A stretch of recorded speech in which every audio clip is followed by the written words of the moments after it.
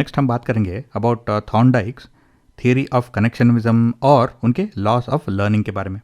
ये बहुत ही simple concept है, सिंपल लॉस है जो आप आसानी से समझ सकते हो, और कभी कभी आपको क्वेश्चंस देखने को मिलेंगे about the loss of learning या अबाउट कनेक्शनिज्म। कनेक्शनिज्म कॉन्सेप्ट ये कहता है कि learning consist of connections between stimuli and responses. पहली बार जब मैंने कैंडल देखा होगा तो नेचुरली एज अ किड मुझे शायद वो फ्लेम बहुत ही फैसिनेटिंग लगा होगा, तो मैंने उस फ्लेम में उंगली रखा होगा, राइट। और तब मैंने रियलाइज़ किया कि अगर मैं फ्लेम में उंगली रखता हूँ तो इट रिजल्ट्स इन पेन, मुझे दर्द होता है, राइट। तो इसका मतलब है मैंने उस स्टिमुलाई कैंडल फ्लेम और रेस्पॉन्स जो पेन मुझे महसूस हुआ, तो इनके बीच वाला कनेक्शन जो है वो मैंने सीखा, तो ये होता है लर्निंग। तो इसी तरह से जब मैंने पहली बार आइसक्रीम खाया होगा तो मुझे शायद अच्छा लगा होगा, तो इसीलिए मैं बार बार आइसक्रीम खाने की कोशिश करता हूँ, राइट।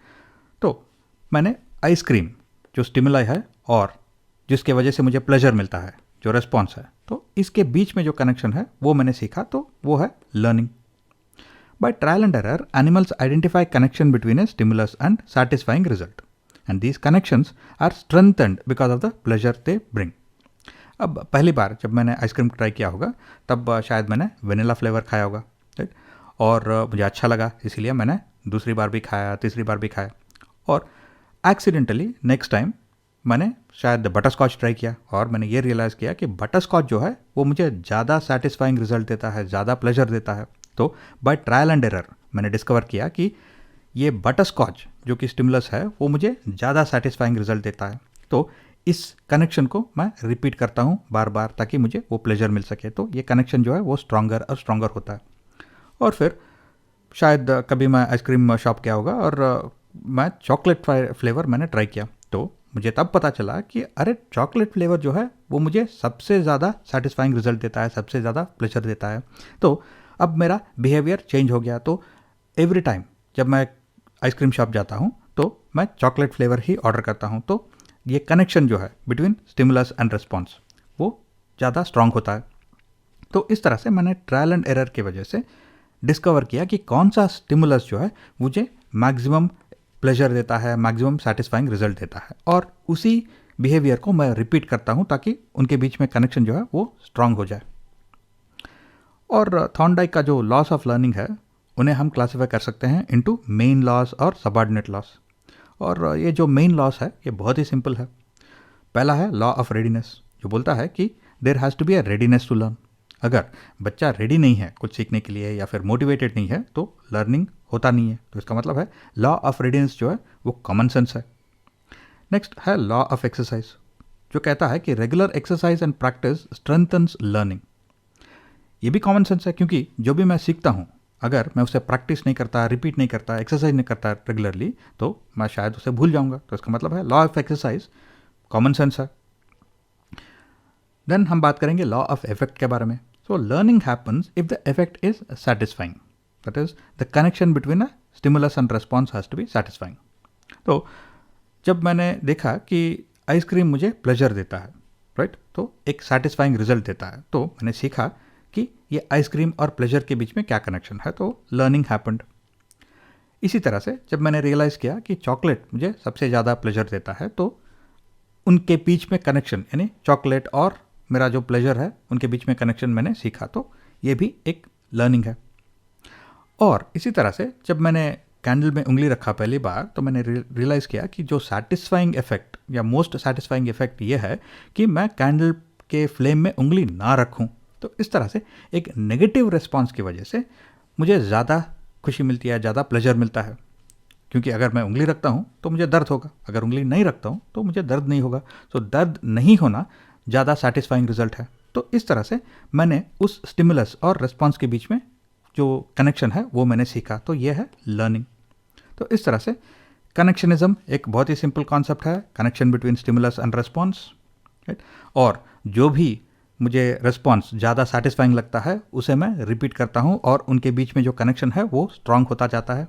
और थॉर्नडाइक के लॉस बोलते हैं कि सीखने के लिए पहले रेडीनेस होना चाहिए, रेडीनेस नहीं है तो कुछ नहीं सीख पाएंगे। फिर लॉ ऑफ एक्सरसाइज बोलता है कि जो भी हम सीखते हैं अगर हम उसे प्रैक्टिस करते हैं, एक्सरसाइज करते हैं, तो वो लर्निंग स्ट्रांग होता है। और लॉ ऑफ इफेक्ट बोलता है कि लर्निंग तभी होता है जब ये स्टिमुलस और रिस्पॉन्स के बीच में एक सेटिस्फाइंग कनेक्शन होना चाहिए। और नेक्स्ट हम बात करेंगे थॉर्नडाइक्स सबऑर्डिनेट लॉस ऑफ लर्निंग के बारे में।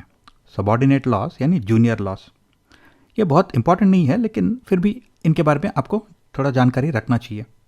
और ये बहुत ही सिंपल लॉस है जो हम फटाफट कवर कर लेंगे। पहला है लॉ ऑफ मल्टीपल रेस्पॉन्सेस। ये लॉ बोलता है कि लर्नर में यूज़ और लर्नर में try multiple responses till A positive outcome is reached.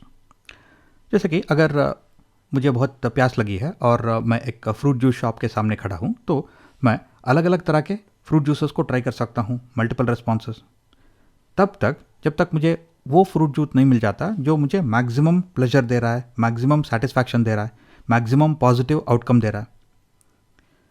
Law of set और एटीट्यूड बोलता है कि द एटीट्यूड और goal set by the learner acts as a motivation. एक स्पोर्ट्स पर्सन अपने आप के लिए एक गोल सेट कर सकता है कि मुझे इस मैच में सेंचुरी मारना है, तो वो गोल उस स्पोर्ट्स पर्सन के लिए मोटिवेशन बन जाता है। एक स्टूडेंट अपने आप के लिए एक गोल सेट कर सकता है कि मुझे फाइनल एग्जाम में फर्स्ट रैंक आना है, तो वो टारगेट उस स्टूडेंट के लिए मोटिवेशन बन जाता है। Law of prepotency of elements ये बोलता है कि पोटेंट एलिमेंट्स यानी कि जो स्ट्रॉन्गर स्टिमुलाई है will get a higher response, उसको हम स्ट्रॉन्गर या फिर हायर रेस्पॉन्स देते हैं।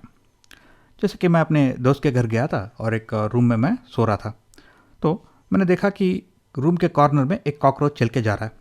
कॉकरोच एक स्टिमुलस था, लेकिन वो उतना स्ट्रॉन्ग स्टिमुलस भी नहीं था, तो उतना पोटेंट स्टिमुलस भी नहीं था, तो मैंने कॉकरोच को इग्नोर कर दिया।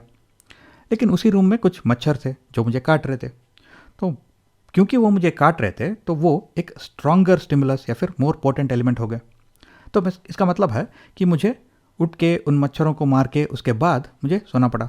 इसका मतलब है कि मच्छर जो है वो एक मोर पोटेंट एलिमेंट या फिर स्ट्रॉन्गर स्टिमुलस थे और कॉकरोच एक वीकर स्टिमुलस था। तो इसका मतलब है कि I reacted to the stronger stimulus, मैंने इस मच्छरों को रिएक्ट किया, कॉकरोच का नहीं।